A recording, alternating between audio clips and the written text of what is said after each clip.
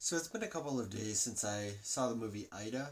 I think that the first 80% of the movie is some of the best film that I've ever seen, but I also have a soft spot for the kind of cinematography that this film does and the sort of tone that this film has.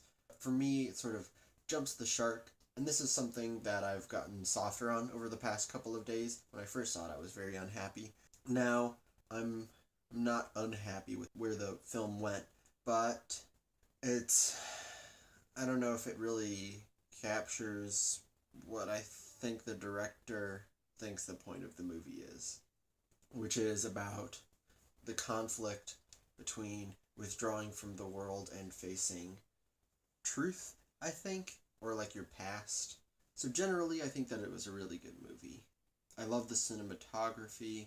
I like how there's so much space above the characters' heads for a lot of the movie, especially in the convent. So, very short plot synopsis. An orphaned nun grows up in a convent.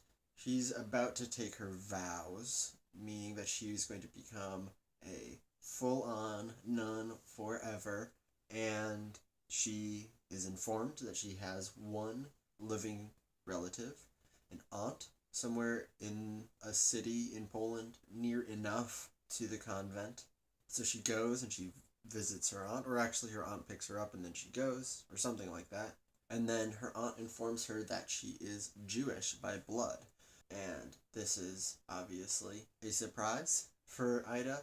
The performance is it's not flat.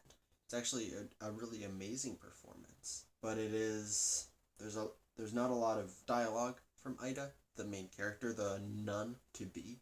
And the movie sort of draws a contrast between these two characters because Ida is very solemn and very quiet and isn't very expressive. And then the aunt she's very of the world. She drinks and she smokes and she has casual sex, but they both keep a lot of emotion underneath, very internal emotional process. They process their emotions very internally in this film, but I hesitate to over accentuate the divide between these two characters because it's not like they don't get along. This isn't your average movie of visiting a relative and there's conflict. They obviously have a lot of love for each other. Ida's just learning about this family member, and then the aunt cares obviously very deeply for Ida. She's the only family she has left. And the movie captures their search for her parents. A lot of it's sort of about them journeying to this place, you learning more about the aunt and how she's a famous judge and an ex-famous prosecutor for, I think, war crimes. So something to do with persecuting the Nazis or helping to recreate Poland after the Nazis were defeated.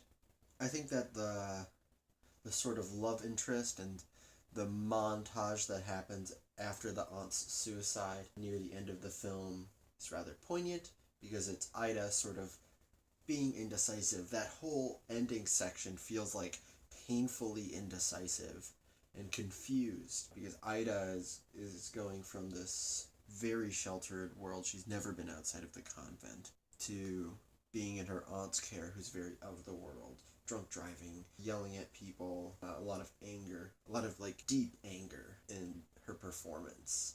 Understandable frustration with her situation. The movie, I'm not really sure if I understand the ending totally.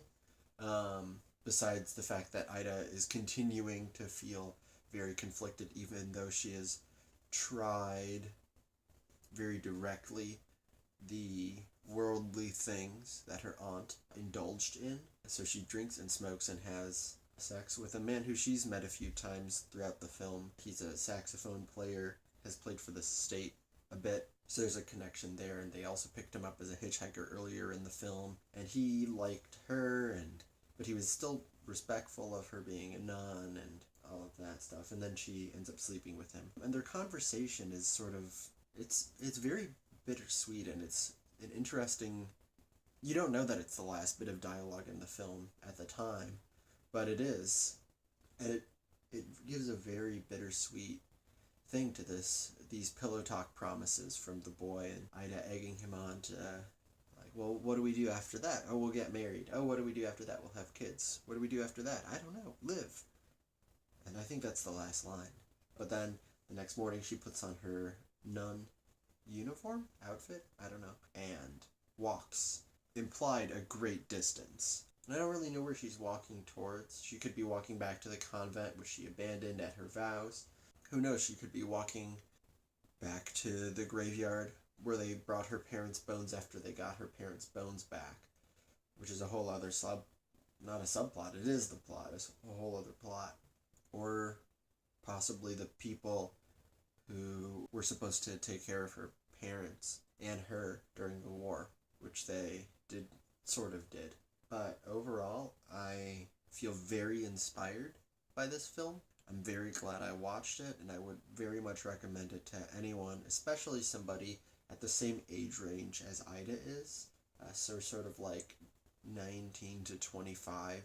It's sort of like you can go many directions from here, and Ida sort of captures that feeling and looking up to either her role model of Jesus or her role model of her aunt. Which direction shall she go? I don't know. There's sort of a loss in indecision, and so, as the director says in his speech, Ida is kind of about the importance to withdraw from the world, and that's an interesting way to put it.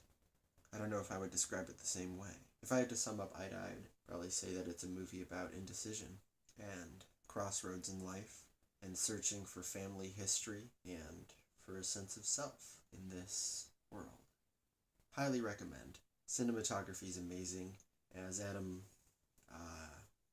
something says from Your Movie Sucks, which is how I found out about this movie, the cinematography is so good that any shot, or almost any shot, could have been the box art.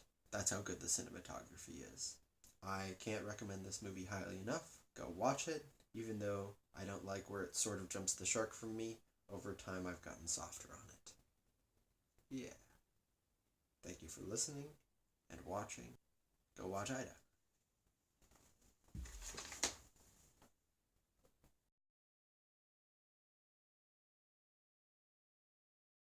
Over the past couple of days,